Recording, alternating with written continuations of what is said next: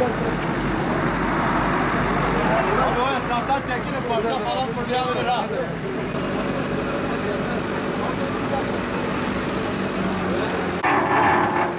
Araç da geliyor onunla beraber. Abi çekil oradan. Çekil. Abi kaldırırsanız daha iyi. Ya böyle olmaz ya. Olmaz ki. Çıkın oradan ha. Kaptan. Çekilin çekilin. Fırına basalım. Ama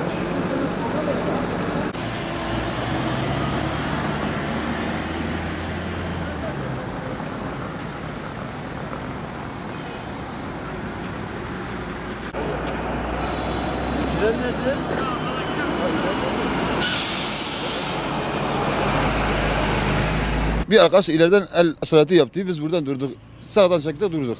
Ambulans geldi arkama durdu. Arkadaş geldi ambulansın arkasına durdu. Ya bu zamanı geldi. Ondan sonra bu araba biraz süratliydi. O adam geldi, freni tutmadı, hepimizi bir etti. Bu zaman dolayı.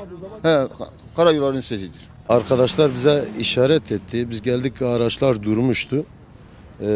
Yolun sağına çekerek dörtlerimizi yaktık, durduk. Bayağı da buz vardı, gizli buzlama vardı.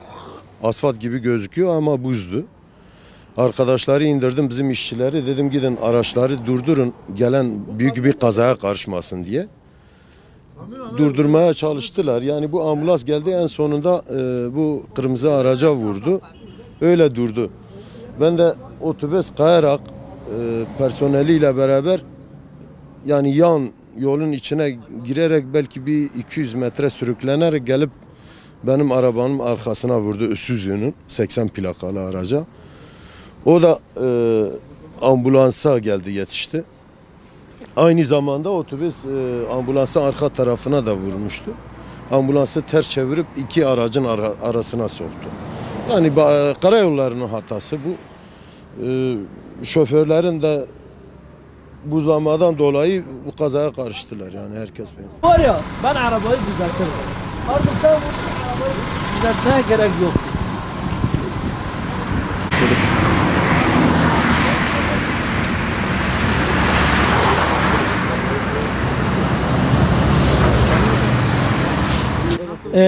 Kaza biz gelirken seyir halindeyken öndeki araçlar ilk etapta yeni GAP ile bir tane Tofaş birbirine vurmuştu. Ondan sonra gelen arabalar birbirine vurdular. Ben de 100 metre 200 metrelik falan bir mesafe vardı.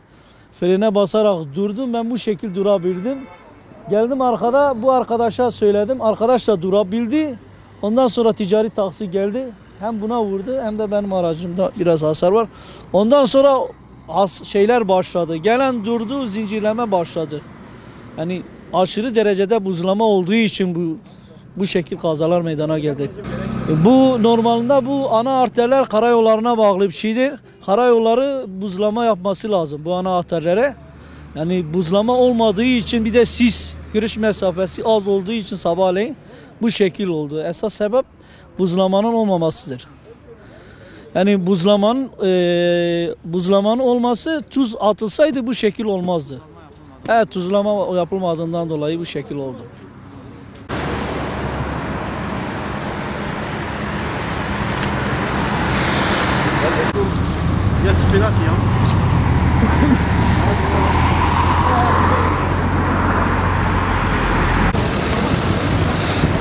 Açıktı.